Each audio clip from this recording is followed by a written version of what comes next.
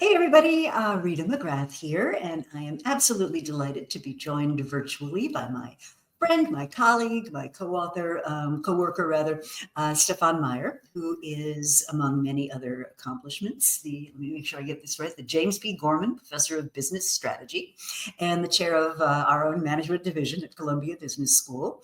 And today we're going to be talking about his terrific new book, The Employee Advantage, which came out in October of 2024, and it's still making waves. And for those of you that don't know Stefan's work, it's a great book, and he also does animated Lego videos. So we'll have to touch on those a little bit later.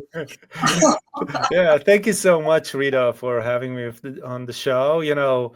We're often either see each other in the hallway, teach together in similar programs, and now it's great to have like a one-on-one conversation, Yeah. not in the classroom, but outside the classroom, but obviously about concepts that we both are very passionate about in the classroom. So thank you so much, Rita, for having me. Oh, it's a real pleasure. And I'll also let our listeners know that Stephan was kind enough to pop over to a session we were having with a group of chief human resource officers on the human future of work, which is something that I think in this age of AI and disruption and robotics and who knows what else, we're all kind of thinking about, well, where do the people fit into this? And I think that's a good segue. Exactly, yes. What got you motivated to write this book? Yeah, thank you. I mean, it was a combination of kind of my research interest and my teaching interest. And the funny maybe part is that I kept that very separate for a long time. I'll go into the classroom, and teach what you know very well, Rita, one-on-one strategy, how should Walmart position themselves? Should PepsiCo split up their snack division and just focus on beverages? It doesn't make sense for Disney to have a streaming service. And then and there was very much about the customer. It was very much about positioning in the market. And then I will go back into my office and do research on like what motivates humans. How can we engage them more? And then go back into the classroom and talk about the customer and what. And only during the pandemic, to be perfectly honest, I made the real connection between, there are humans obviously everywhere in the organization, from the executives to the customers, to the employees, to the workforce. And we need to understand kind of what motivates them in order to create kind of an employee-centric future of work. And then at that point, I also started to teach an elective on the future of work. So combining then technology and this experience I thought like the pandemic really put like a spotlight on stuff that is not working well. I mean, it was actually not working well for a while.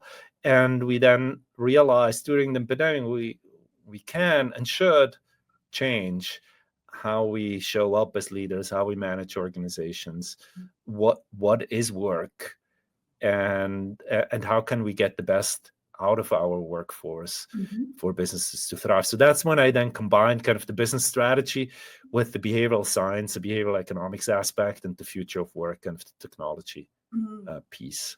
Well, such a topical set of questions, right? Because we haven't recovered from the pandemic induced shock, I don't think. And we're still having huge debates about, returning to the office, working from home. What does it mean to be remote? What does it mean to be in person? What really is work? And what's the unit of value that you're creating? And all these kinds of questions. But let's start off with, you begin the book by making the case that putting employees at the forefront is really good for business. And perhaps start there, because there are always going to be skeptics who say, nah, those people are just really expensive, poorly performing robots. And why should I? That's right. Yeah, so I really try to, kind of change that mindset. And obviously, many people are already on board, but some are also not as much. And I really do think, and while, I've never heard any executive say that I don't care about my employees, while in fact most say, it's my people are the most important assets and we really care about them. But if you look at the engagement levels within the organization, we're not doing that great of a job. Either we don't know how to do it, or we don't really care, or leaders don't really care about it. What I try to make often is like the analogy with customers, where like a decade or more ago, customers were also important, but kind of an afterthought. And now then we move to customer centricity, where we really try to understand what matters to customers really, how to improve the customer experience. And as a result, those organizations who really put the effort in customer centricity are able to actually charge more money. So the margins, the employees, the customers are happy, and the organizations are more profitable as well. And I want to think about that the same for the employees. If we improve the employee experience, if we create a more engaging and motivating environment, we get more value out of our employees, and per unit, the cost might actually go down. So the organizations might actually thrive as a result. And while they are, as you said, probably still a lot of skeptics about, because in the short run, if you want to cut costs, if you want to improve your margins tomorrow, you have to fire people. And that makes it sometimes so hard to really do the right thing, in what I think, to actually put your employees first in order for the business to thrive. Because then you get like more motivation, more productivity out of the workforce. Quit rates are going to go down. Innovation, if you want to be, and you're obviously the experts in that, but if you want to create an innovative environment, workforce, it's the people who are innovative. So the people are agile, and so you have to create an atmosphere and culture where they really can do their best, the most innovative work. And also, in order to create happy customers, you need happy employees. If they have like direct contact with customers, there is no organization who creates like happy customers if the employees are miserable. So there are like all those benefits that then lead to this, what I call the employee advantage. If you treat your employees well, the organizations actually create a competitive advantage as a result. Can be, and it's hard to copy, because it's built up over time. I mean, and that's Yes, the dilemma, which exactly right. It's hard to do. And it's interesting to me that when I think about some of our most famous business school cases, Southwest Airlines comes to mind, and Herb Kelleher always used to say, one of their founders, he always used to say, employees first, customers second, shareholders next. And, Yes. kind of heresy in an era of shareholder supremacy, but that was been built. Exactly. It was interesting. I just finished yesterday, actually, read a book by Oscar Munoz. He was the CEO of United. Led kind of to the turnaround of United. And he talks a lot about also this employee centricity. If you're an organization like airlines, Southwest being the prime example, who does that really well, but the legacy carriers were not doing so well. But if you actually need the operation to go smooth, who's doing that? It's the people on the ground. If you again want to have a good experience for the customers, the employee need to be happy, empowered to do the right thing. And Southwest does that phenomenally well. And I think United, then part of the turnaround that he did was also like caring really about the employees, thinking about what does a United employee care about? How do we make them really engaged and productive? And that was part what led to that turnaround of that. It was the worst airline of those American legacy airlines, and it's not anymore. I think he really turned it around by being employee-centric.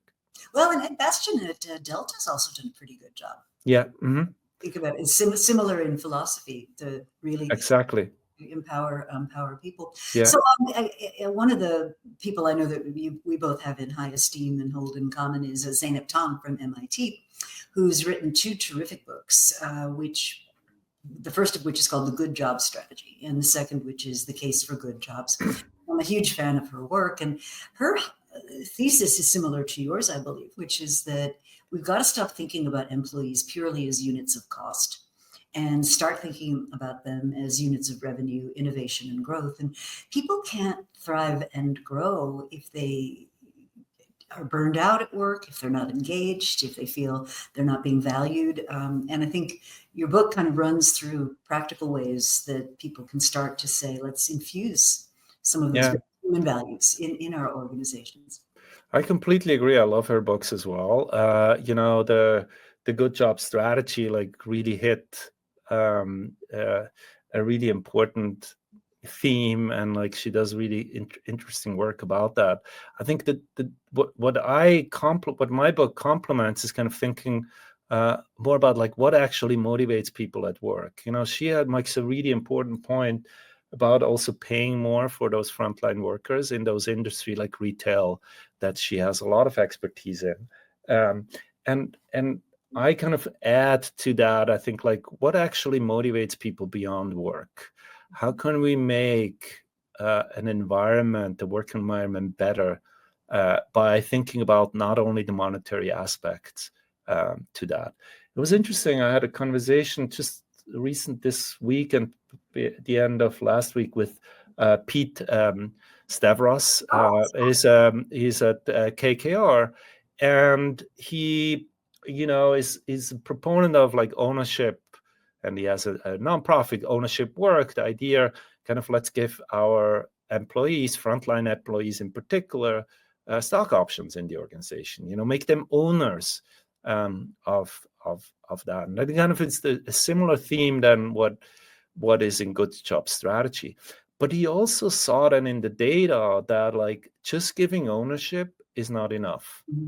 It helps a lot, especially for quit rates. But in order to get like engagement levels really up, you need to do more than that. He talks a lot about like empathy, empathetic leaders and whatever. And I think in my book are kind of the other parts. What does it mean to create kind of this engaging work environment in addition to those stock option, giving ownership to the employees, which helps a lot because it provides financial security to some of those frontline workers. Often some of them are on the lower end of the income distribution, and financial security is really important.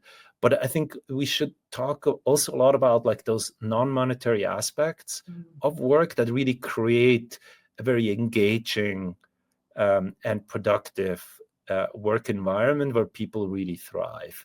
And so that's how I kind of see the complementary to the Good Job Strategy or the ownership work stuff that Pete Stavros does really well. But it's like the other aspects to it. Well, you talk a lot about motivation and what actually motivates people. And I think one of the stories you tell is about your son actually going and buying. Perhaps you'd share that. That's Yes. your aha moment.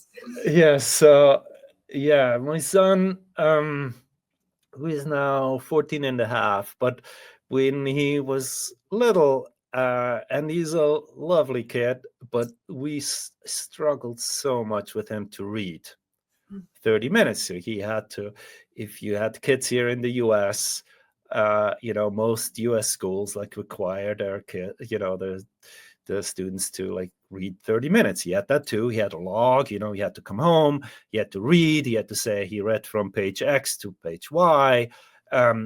And it was a constant struggle to make him read. I mean, it was horrible. I mean, it was like the biggest fight over that reading. And I was like, dude, just come home, read. You can do whatever you want for the rest of the day if you just read. And he was like, I'll do it later. And it was painful. I can hear the parental frustration. It was so painful. And then one day he dragged me into a bookstore. On the way to the school was a bookstore.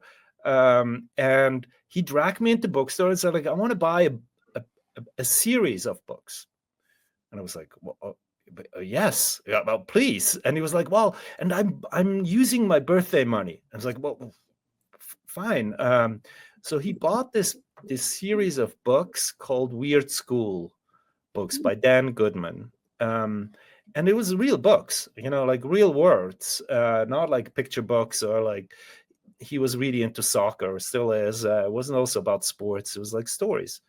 And I was really surprised. He went home, he read the whole box. I bought him another box, and it was really engaging. So I think what the reason why it was so engaging is because it was a just right book. As many teachers know, and teachers in the school told me, he found a book that is like not a baby book, as you would say. It's not too easy. It was also not too hard. When he was 6, he really wanted to read Harry Potter, but there was like no way he could understand it. It was very frustrating as well. Now, that's a very universal trait, that people get very motivated if they have a task that make them feel good. They're not overwhelmed. They feel some sort of mastery, competence, but it's also not too easy. Obviously, if you do a baby task, you don't feel good about that, because everybody can do that. And so that's how he felt about the reading of this Just Right book. And I think that's true for Just Right tasks. People are motivated when they have those Just Right tasks. Unfortunately, in a lot of organizations, people are either bored to death, they're doing stuff that is too simple, too routine, too boring, or they're overwhelmed. They're not equipped, they're not trained well, or don't have the right skills. And that's why a lot of people actually leave their organization. And now the problem with those Just Right tasks, or the difficulty, is they evolve.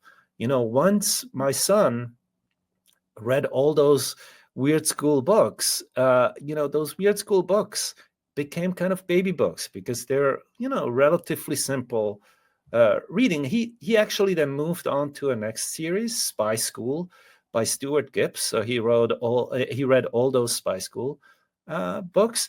But you have to kind of move on. Once the Just Right task becomes baby task, you have to find the new one. He then stopped reading books, but he had a good run for a while. But that now requires, as leaders, find for all of our team members, what are the Just Right tasks?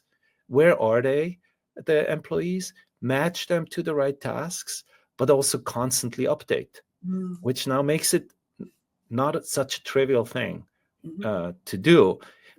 That's not trivial if you have a team of 5. It's very, very hard if you have a team of 100 or manage an organization that has even more people. And so I talk some in the book, like how we can actually now operationalize this and how to use technology to help with that particular problem. Because if you think about it, it sounds a little bit like an AI task, that like figures out what I need, shows me more of what I need, and constantly updates. Netflix does that on scale. It knows Rita watches a lot of, I don't know, comedies, and she loves comedies, and then it shows Rita more comedies. I watch a lot of like history documentaries, so it shows me more history documentaries. Now, after a while, I'm a little bored. You can't watch that many history documentaries. So then I'm like switching to dramas.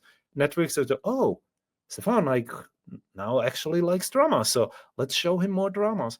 And so that's kind of an AI task. And so we can now think about how to help our leaders use technology to personalize that experience. And they are actually tools that do that. Internal AI-powered, like internal marketplaces that help to do that. MasterCard, the leader there was actually at this event you just mentioned. She's actually the lead of what MasterCard calls Unlocked, but it's an internal talent marketplace. And what a marketplace basically does, think about this as a Netflix of tasks and projects, where like the employees go onto the platform and say, I'm Stephan, I work in division X, but I really want to get a stretch assignment. I want to know something new. I'm always interested in social media. Maybe there is a social media something. And then it matches it with projects within MasterCard or within that organization that are tailored to that are social media potential platforms in, somewhere Europe. And then I can say, oh, Europe, I know something about Europe. I'm from Switzerland. So I actually would be really happy to do that. So then people work on those projects for a while. The system then learns that now Stephan just worked on a project there, has new skills and new expertise.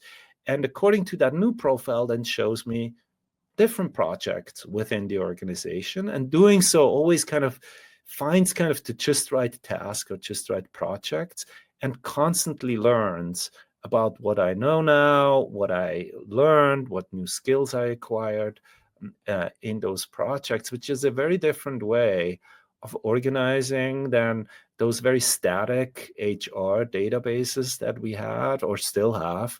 Like the only information it has is like what I entered when I was hired, and I'm in division A, and my function is X. But because everything is moving so fast, it actually helps not only with those new skills that are required, it also helps with the motivation of the employees to provide those just right tasks going forward. So exciting. And it's so different from a classic bureaucracy. And one of the things you may know that I've been researching is something I call a permissionless organizational structure, where decisions get made as close to the edges of the action as possible. And what you're describing is a way of instrumenting that. I just love that. And we've talked for years about, let's get beyond just what the degree is, right? Let's think about what people can actually do. And with a system like this, you can actually sort of begin to envision what that might look like.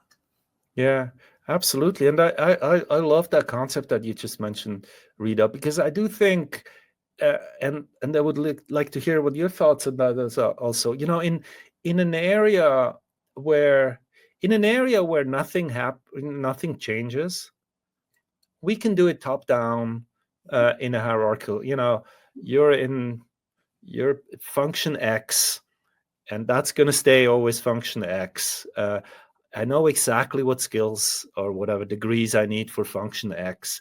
I hire for function X, and that's kind of put you in boxes and a very top-down approach.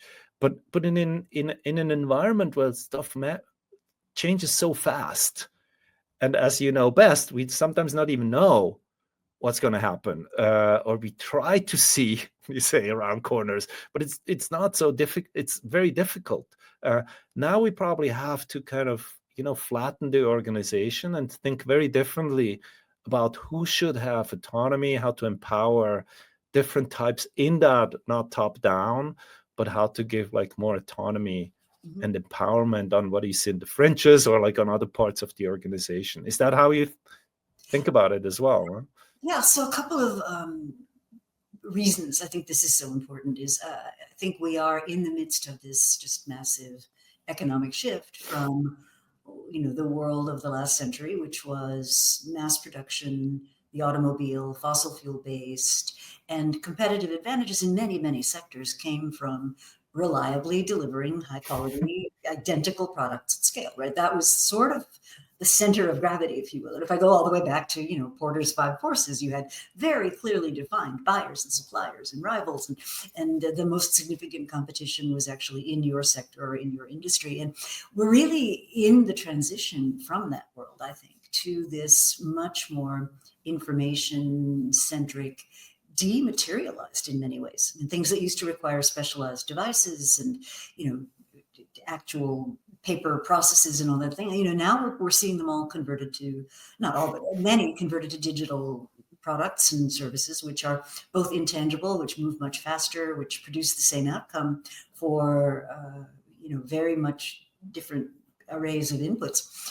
So just music would be an example, right? I mean, it used to be you have to buy this sort of colorful coaster called a CD, and it had 18 songs on it, and you didn't have any other option. Well, today you buy one song, it flies through the air, it lands on a device. In fact, you don't even buy it, you rent it whenever you want to listen to it. And it's just a completely different structure. So I think the organizations that were built for that top-down bureaucratic world, and another thing as a student of history, of course, that when bureaucracy was first introduced, that was considered a major advance. That was scientific management of its time. The idea that you would have specialized tasks, and the best person to do the task took the task on, and you had broken up jobs because that allowed you to deal with all this complicated stuff. And that was really in advance. And of course, now we look at bureaucracy and it's gotten kind of a bad reputation. But I think, in today's environment, what I would argue is that, yes, we're moving towards the unit of value creation is increasingly small teams and even individuals kind of connected together. And we're seeing organizations able to operate much more as marketplaces. And the situation you describe at MasterCard introduces a little bit of that, right? I've got a marketplace for skills now inside the organization. Yeah, absolutely. I think like we have to think about like how to manage, organizations very differently. And it's also, I mean, what I like also what you said is, I believe in the past it was, you define a strategy and then you fit the organization somehow.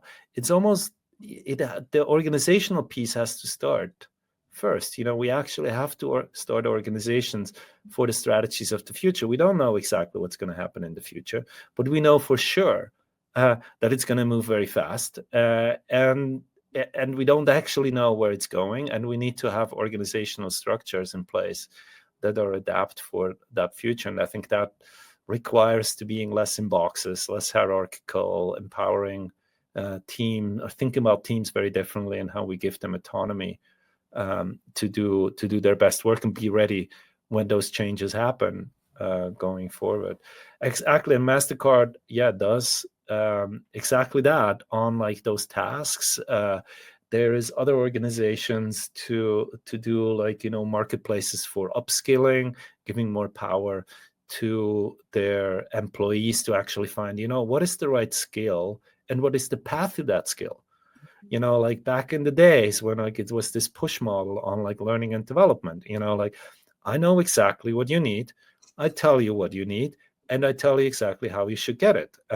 Now, maybe that makes sense with compliance. There's like compliance training, and I make you watch that video or go through that training.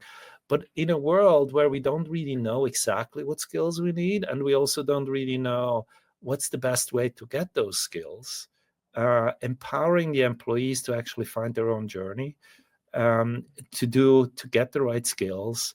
And that's a very different model than those top-down push model that we were used to in the past. Absolutely. I used to joke that if you wanted to fill your exec ed classroom, right, what you do is you go have lunch with like the head of learning and development for AT&T, and they would have their list of people who are being moved to level X, level Y, and level Q.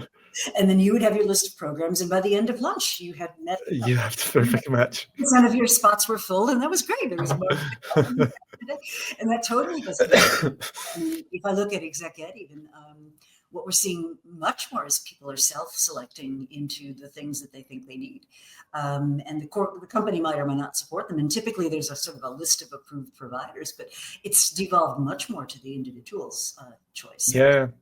So, something that I'm noticing, and I'd be interested in your thoughts on this, is yes, organizations are flattening. Yes, hierarchies are getting, less so. So we're going from 12 layers, to 5 or 4.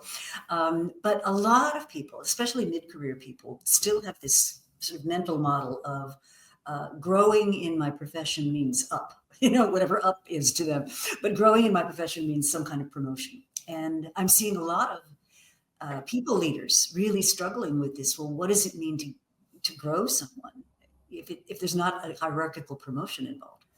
Mm-hmm.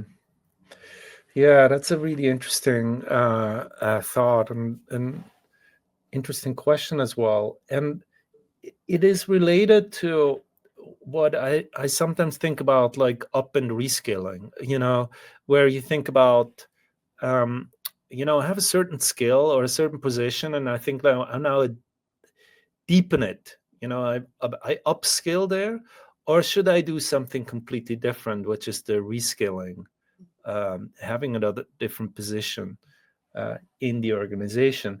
And I do think we're moving more in a world where organizations and jobs become a little bit more project-based, or maybe very much more project-based than in the past, where like there was like the special project on top of what we did. And now there is more and more of those projects. There was an interesting article by McKinsey a couple of months ago who also talked about kind of this trend to more project-based organizations. We have to think very differently about careers as well. That is not just this career ladder moving up, but, moving sideways or doing something else that might be still, quote unquote, up. You're progressing. Let's call it progressing, instead of just this vertical thinking, when that obviously came from like boxes that are staggered on the org chart. And that's maybe the way to go. I wonder whether more and more also younger workers might understand that those zigzagging, going in is maybe an advisable thing to do. Back in the days when we had to massage our CV to make it look linear, because it was all imprinted in our brains that like careers are linear progression upwards. And if you did like a special something or a gap year or did that and that, you had to kind of make sure that the CV looks as if it's somehow linear. While I do think we're now understanding more that those zigzaggers are actually not a bug, but actually a feature. People who have those zigzag opportunity, who move sideways, and do something that is not in that linear upward, but like doing something else might actually be an important feature going forward. But it requires a mindset shift, as you said. If we're still in that mindset of like hierarchies and career ladders, I think it's hard to manage if people have that as well. But of course, like in an organization, it's also, you can live that as well. You can actually reward people for going sideways, in recognition, and potentially also then in promotions later on. Who do you promote? Somebody who comes from the same division, the same it does this linear, or has a more zigzag path. Yeah, absolutely. Well, there was a study that was done, this is a couple of years ago now, by Korn Ferry, in partnership with LinkedIn. And of course, the cool thing about LinkedIn data is people put all the roles that they've had and all the sort of functions. And so you can actually glean quite a bit from what's in those databases.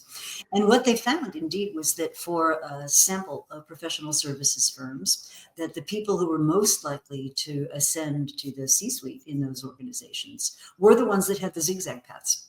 Mm-hmm. And so I've said for years that I think the jobs of the future, the careers of the future, are going to be much more the way that movies get made, or Broadway productions get put on.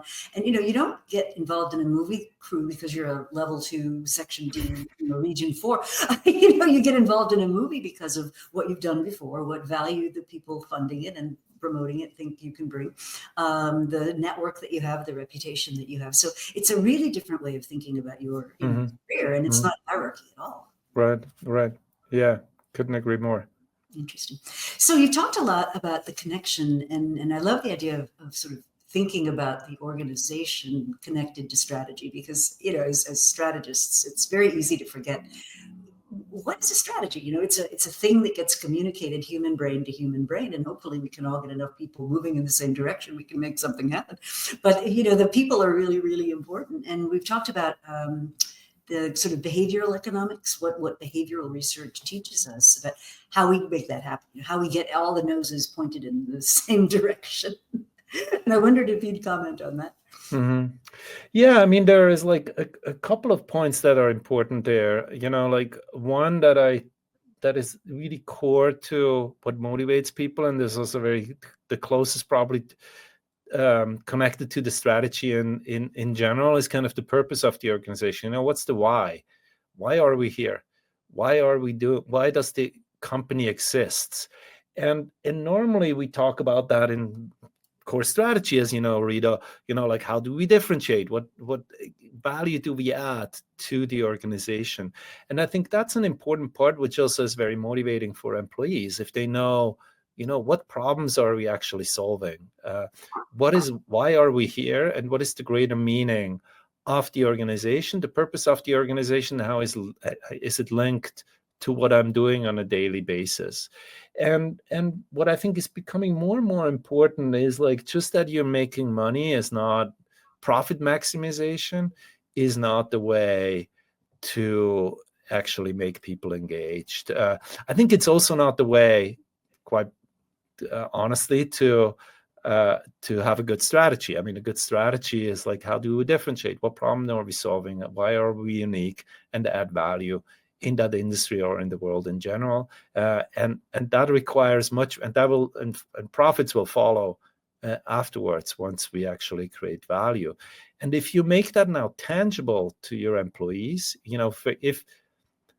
so here is a test that I think would be fun. The first test would be, if you would ask executive, what's actually the purpose of your organization? What's the mission?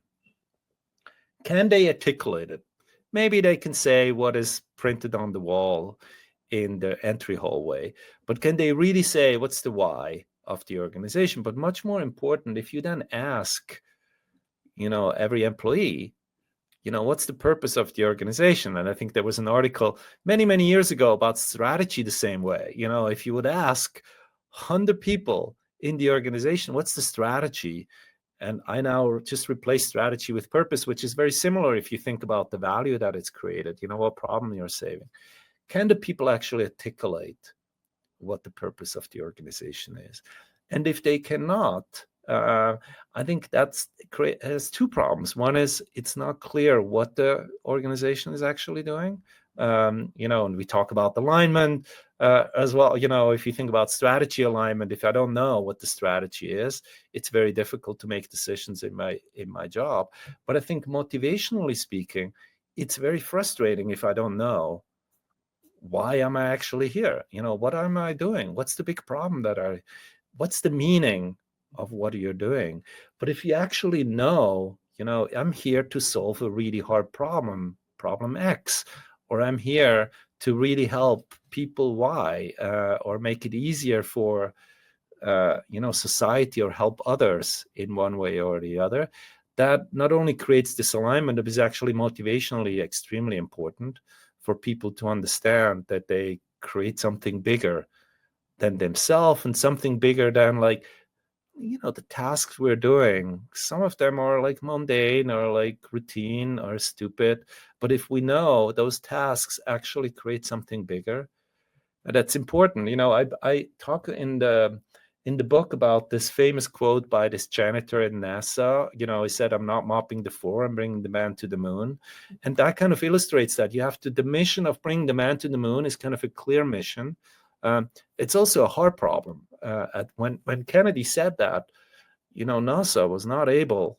I mean, they had like a short flight in orbit for a minute. I mean, they were far away from landing. The landing is the easy part, to taking off from the moon and bringing those men back alive. So it was a very ambitious goal, but they also created a way that even if the guy who's obviously not going on the moon is mopping the floor, feels this greater purpose.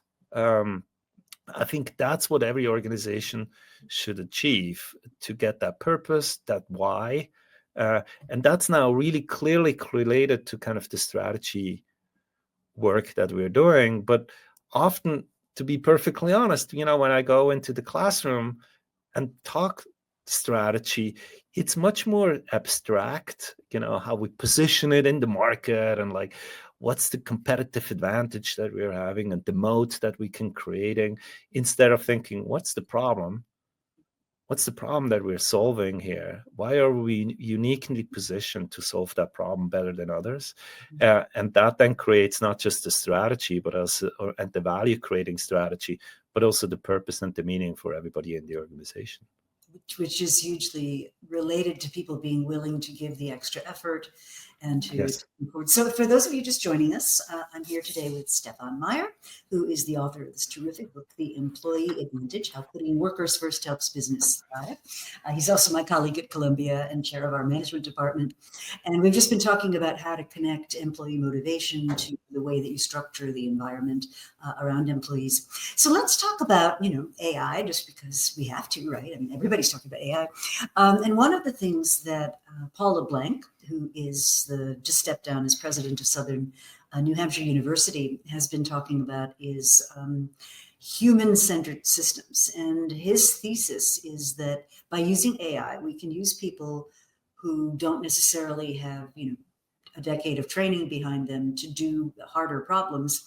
And if we can do that, we can then put more people who don't have to be compensated as highly to cover the cost of the training in these sort of care positions. So he says, well, what if you took, and he uses SNHU as an example. He said the core human connector in that system was the counselor, not the professors, not the people delivering the product, as it were, but the people who provided the human connection to keep the students enrolled, to make sure that they were looked after, to allow them to complete successfully.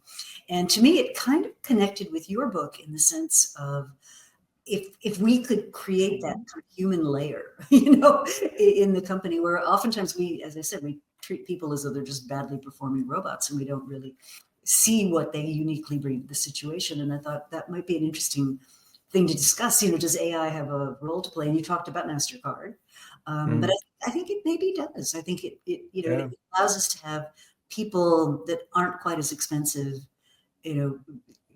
take care of other people in a way that right now our systems really struggle to do well. I mean, Tiffany Bova, for example, talks about a typical large multinational corporation has over 1,100 systems, pieces of software, and only something like 24% of them are integrated. So an employee who's in a customer service role might have to log on to 15, 16, 18, 20 different systems just to answer a simple response.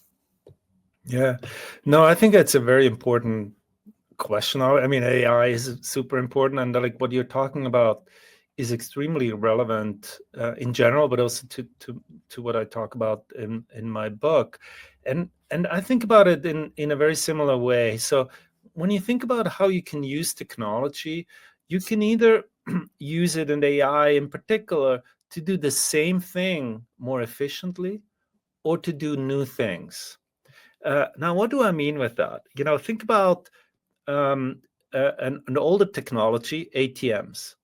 When ATMs, which are automated teller machines, came along, we all thought that's the end of tellers, people who work in bank branches, because they can actually do handing out cash and taking deposit much cheaper than the humans can do. But what it actually created is like the humans in the branch can now do something different, something else that is more value creating. Nobody in a bank, or very few people, take deposits and hand out cash. They now do advisory role. They work with clients on more difficult problems and help them to create more value than for them and the organization as a result. And we have to think about, like, what can we actually do differently with AI that now helps us, that is more value enhancing and often more human. I talk in the book, but also have a case on that on wealth management in Morgan Stanley. If you think about the wealth manager, think about in the classroom, I said, like, what does think about the day in a life of a wealth manager.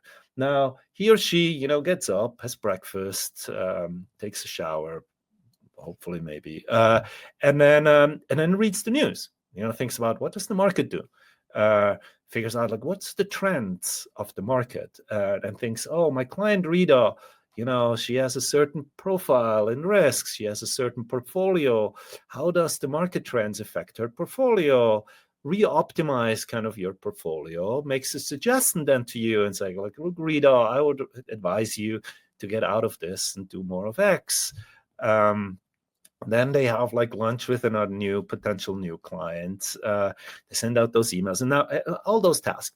Now you think about what tasks can the machine do better. The machine can read the news better. In fact, the machine doesn't get up, doesn't sleep. It doesn't shower. Yeah, doesn't shower either. Doesn't have to waste on like getting a coffee or whatever. Already did the work.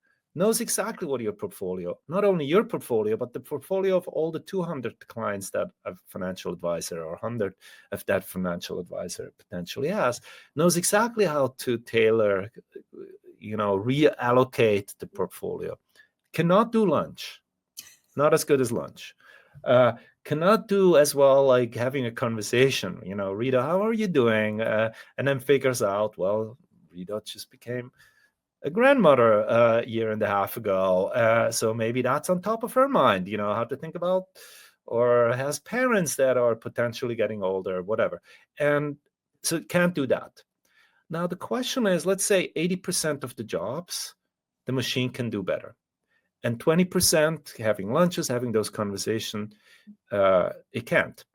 Now, does that mean that we need 80% less financial advisors? Well, it depends a lot how we think whether the financial advisor was constrained, wanted to do more of those 20%. But because he or she had to read the news and figure that out and whatever, was constrained in the day. In Morgan Stanley, and the head of Morgan Stanley, Jeff McMillan, explains this very eloquently. Financial advisors were constrained. They wanted to have and should have more lunches.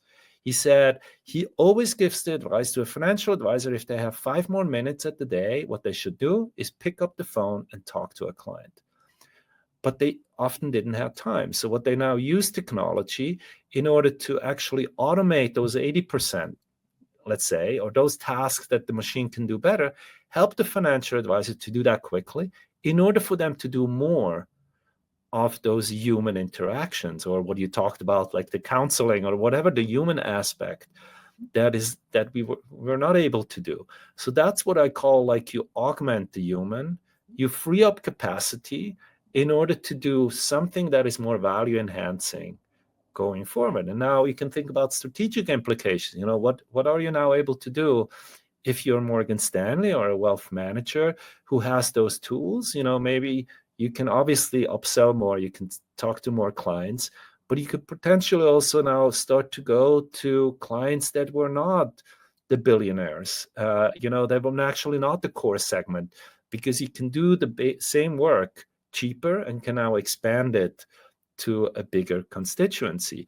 And I think that's an interesting way of thinking about using AI, replacing automate some of the jobs, but in order to not only make the work better, but actually free up the capacity to do more social work. There is also, I just talked a couple of weeks ago with senior partner at BCG, Debbie Lovich, who was reached out. She really loved the book, and we talked about it. And she's very employee-centric in what she does and what she advises. And they just published in HBR an article of they use Gen AI to help their support staff at BCG do their jobs better.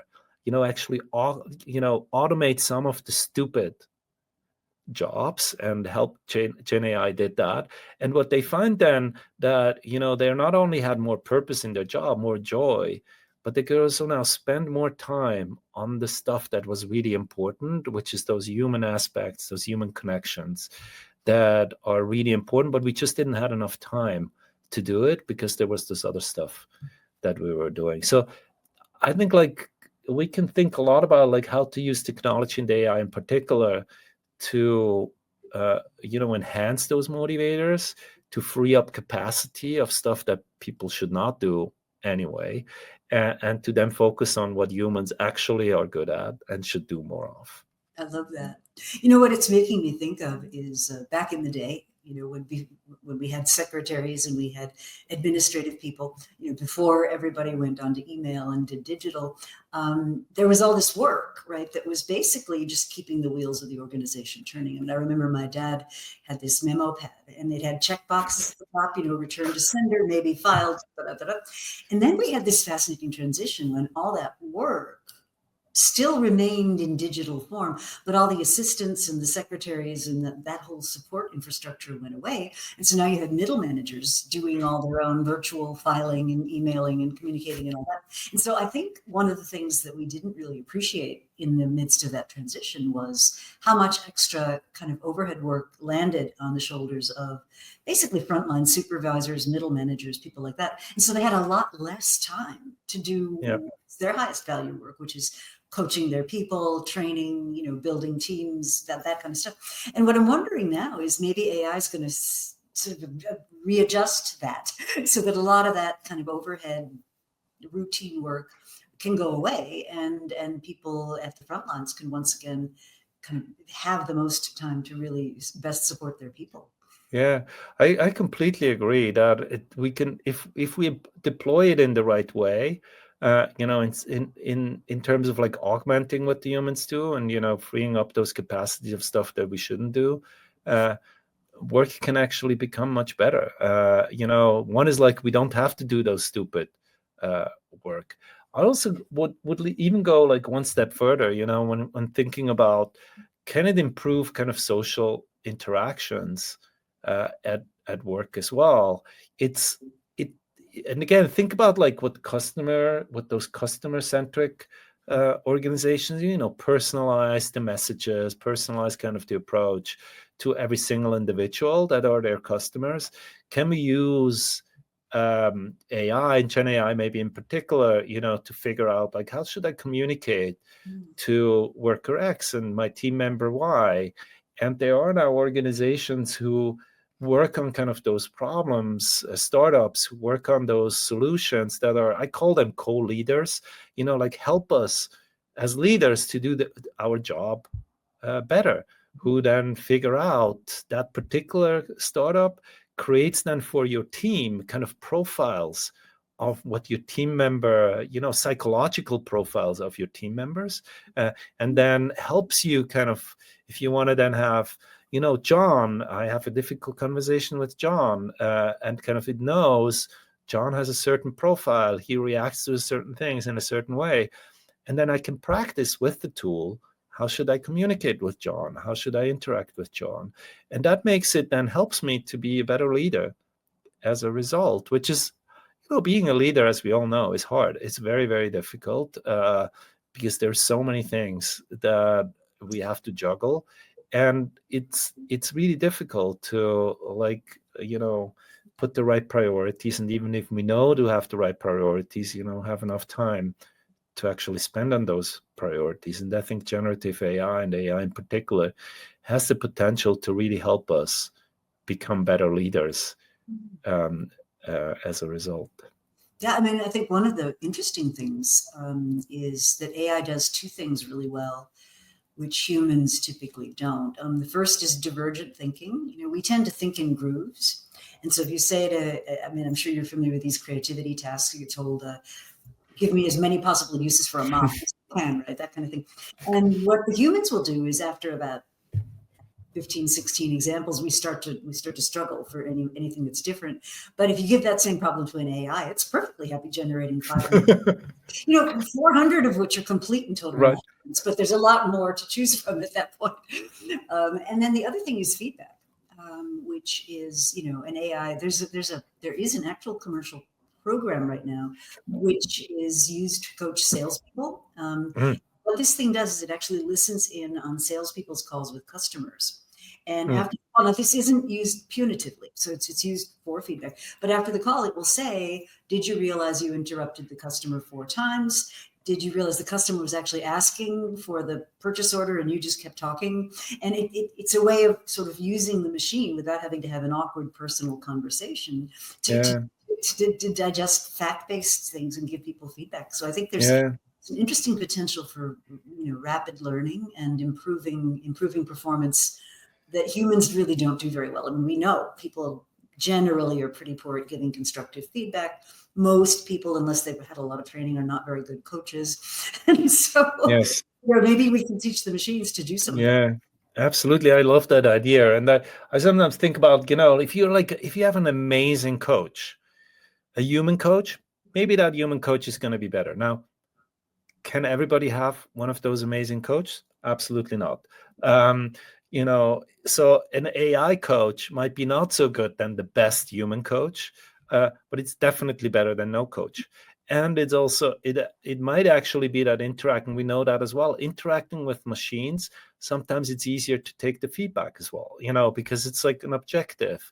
It's not we feel a little less criticized when it's just, that's what I just listened and I talk a lot, too much in the meeting, or I dominate the conversation, or I talk a lot about myself, or whatever all those markers are, where you actually don't create the right team culture or meeting culture. And it might be easier for people to actually take the advice and then make suggestion. And it's obviously it's a much more personalized way than if we give them pamphlets or like read this textbook about like being a good team leader.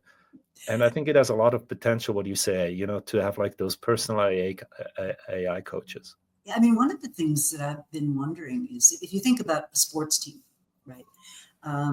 They actually videotape the play, and then after a game or after a practice, they will together watch the videotape, which is kind of like the AI saying, "Hey, this is what happened in the meeting," and they'll give each other feedback about what happened. And yet, when we come to managerial work or work in organizations, how often do we genuinely go back and sort of watch the tape and say, "Let's replay what happened and how we could have all done better"? And what I'm fascinated by is, so in sports, one area of human endeavor, we know to do that. We know to get better, everybody's got to have a coach. But somehow when it comes to these other human endeavor areas of business, and strategizing and organizing, we don't do that. And I wonder if AI is possibly able to infuse more of that. The other people that do it is the military, right? They have this after action review process where you sort of say, well, what did we hope would happen? What actually happened? Why did it happen? And what are we going to take away to learn for the next time? So wouldn't it be cool in organizations if we could sort of build that into the fabric? And I think the reason we don't do it is we're busy and it takes time and it requires commitment. It requires discipline. It's kind of like exercise every day. But I think AI could really open up some interesting horizons. No, I completely agree. I mean, when you were talking about sports, I was reminded of that. I love that quote from Tom Friedman, who said, that the worker of the future needs to prepare for the future as if you're an athlete who wants to compete in the Olympics but doesn't know what discipline. And now, and I'm making the connection to what I said before, because now think about that. You have to prepare kind of for a discipline. You don't know whether it's wrestling or whether it's soccer or whether it's a sport we don't know, breakdancing or whatever. And what are how do you train for this? And then I actually talk with my students about that, and then people say, you probably need grit, you need to be, some physical, but it's not so easy. What muscle do you really want to train, whatever. But one thing that every athlete needs, and going back to your example, you need to be coachable. You need to be able to take advice, AI or not, and be able to change as a result. Whether you're a wrestler or whether you're a break dancer or whether you're a football player, as you said, we record, and the good athletes are the ones who take advice and change. And I think the same, skill has to be for leaders or not, when you go forward in an area where it's unclear like what the skills are. If we also live 100 years and our careers are 60, we need to change constantly. we need to now, and even in our job, which is like archaic, it's kind of the same for like the last, I don't know many, but it's also changing. Technology Like, hasn't really changed since the era of Socrates. Yes.